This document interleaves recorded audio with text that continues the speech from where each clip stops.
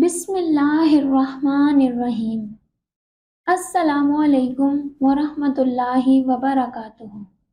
حضرت فاطمہ رضی اللہ تعالی عنہا ہمیشہ سادگی میں رہتی تھیں، اس لیے عرب کی عورتیں بی بی فاطمہ رضی اللہ تعالی عنہا کو بہت ہی غریب سمجھتی تھیں۔ وہ یہ سمجھتی تھیں کہ بی بی فاطمہ کے پاس کچھ نہیں ہے۔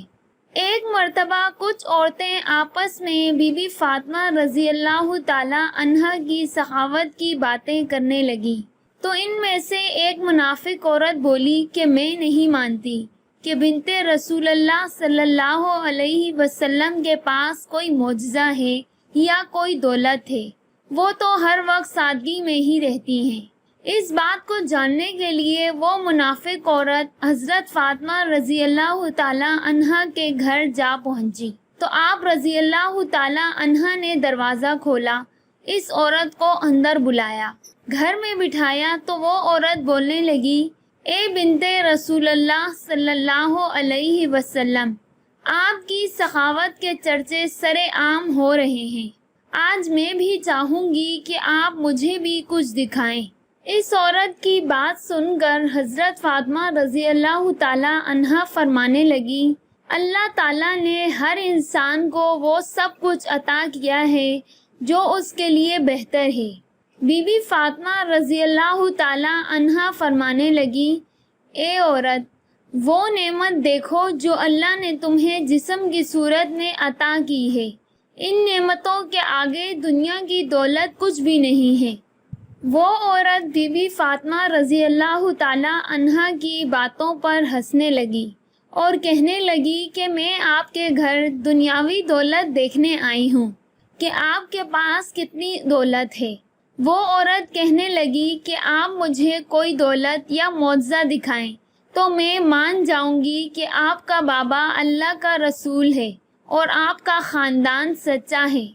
اس عورت کے یہ کہنے پر حضرت فاطمہ رضی اللہ تعالی عنہا نے فرمایا کہ وہاں پہ میرا مصلی رکھا ہے جس پر میں نماز پڑھتی ہوں، جاؤ اس کو ہٹا کر دیکھو تو تمہیں تمہاری مراد مل جائے گی۔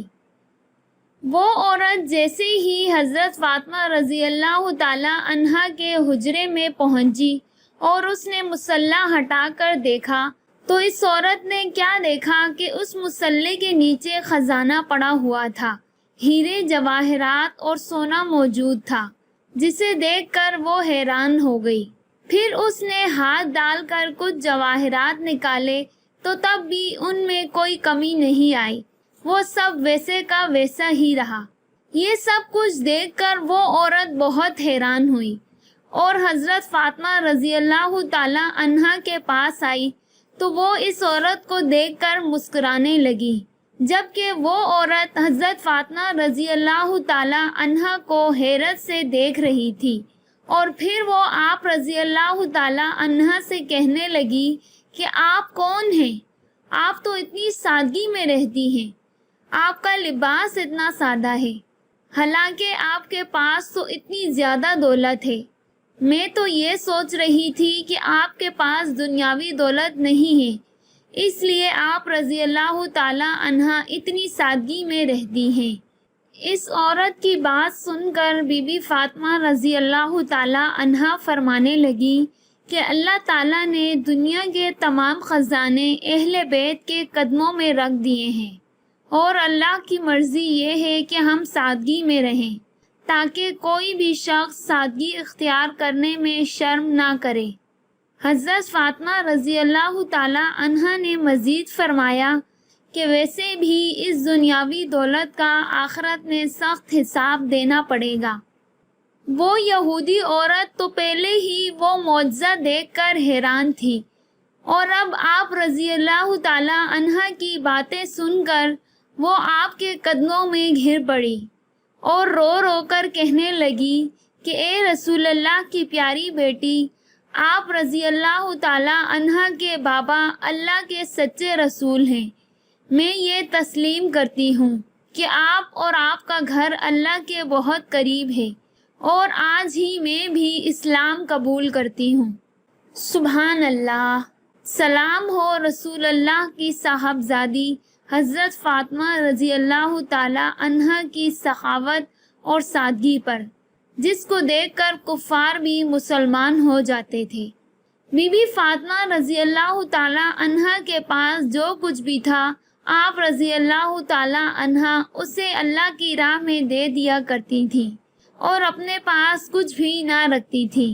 حضرت فاطمہ رضی اللہ تعالی عنہا اپنے گھر کے سارے کام کاج اپنے ہاتھوں سے کرتی، بچوں کی پرورش بھی کرتی اور گھر میں چکی میں آٹا بھی پیستی اور ساتھ ہی ذکر الہی میں مشغول رہتی۔ ایک مرتبہ کا ذکر ہے کہ ایک عورت آپ کے گھر آئی اور آپ رضی اللہ تعالی عنہا سے کہنے لگی کہ اے بنت رسول اللہ، میرے آپ سے 3 سوال ہیں۔ پہلا کہ کوئی ایسا عمل ہے جس سے انسان کے سارے گناہ معاف ہو جائیں؟ دوسرا سوال، اللہ تعالیٰ کے نزدیک سب سے افضل گھر کون سا ہے؟ تیسرا سوال یہ ہے کہ انسان اور جنت کے درمیان فاصلہ کتنا ہے؟ اس عورت کے سوال سن کر بی بی فاطمہ رضی اللہ تعالی عنہا نے فرمایا کہ میں نے اپنے ابا حضور سے سنا ہے کہ اپنے والدین کی خدمت کرنا ایسا عمل ہے کہ جس سے اللہ انسان کے گناہ ایسے معاف کر دیتا ہے جیسے آگ لکڑی کو ختم کر دیتی ہے۔ تمہارا دوسرا سوال کہ سب سے افضل گھر کون سا ہے؟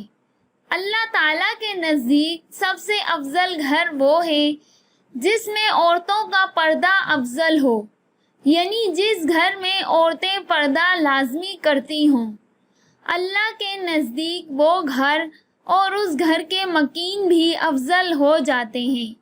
میں نے اپنے ابا جان سے سنا ہے جیسے ہیرے جواہرات کے لیے صندوق ضروری ہے، ویسے ہی عورتوں کے لیے پردہ ضروری ہے۔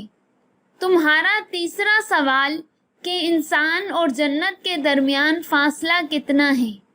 اس کے بارے میں نے اپنے ابا حضور سے سنا ہے کہ انسان اور جنت کے درمیان 1 قدم کا فاصلہ ہے۔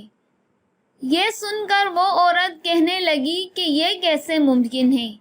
تو فاطمہ رضی اللہ تعالی عنہا نے فرمایا کہ اے خاتون، اپنا 1 قدم اپنے نفس اور خواہشات پر رکھو تو تمہارا دوسرا قدم جنت میں ہوگا۔ سبحان اللہ۔ ناظرین، امید کرتے ہیں کہ آپ کو آج کی یہ معلوماتی ویڈیو اچھی لگی ہوگی۔ اچھی لگی ہے تو پلیز ویڈیو کو لائک کر کے چینل کو سبسکرائب کر لیں۔ شکریہ۔ ملتے ہیں نیکسٹ ویڈیو میں، تب تک کے لیے اللہ حافظ۔